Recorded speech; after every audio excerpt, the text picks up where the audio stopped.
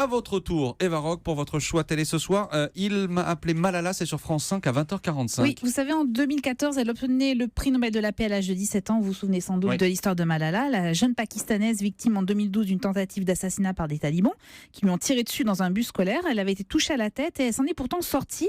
Et elle vit désormais avec sa famille en Angleterre parce qu'elle ne peut évidemment rentrer chez elle au risque de se faire tuer.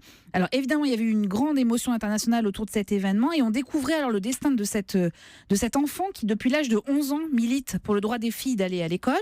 Et ce documentaire donc dresse le portrait de cette jeune femme dont on ne peut nier la conscience politique. Les talibans m'ont atteinte d'une balle dans le côté gauche du front.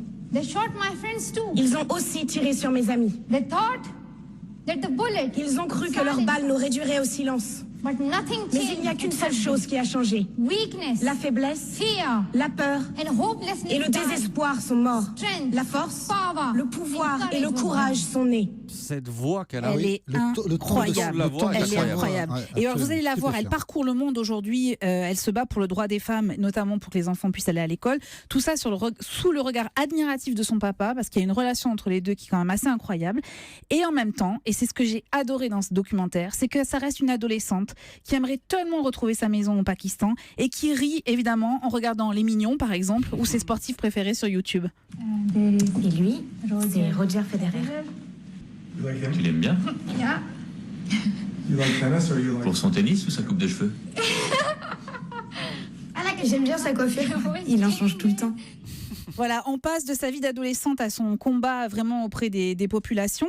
Et puis, le documentaire est réussi parce qu'il raconte aussi comment les talibans ont débarqué dans cette région du Pakistan, comment ils se sont immiscés petit à petit dans le village, comment ils ont pris le pouvoir en terrorisant la population. C'est absolument effrayant.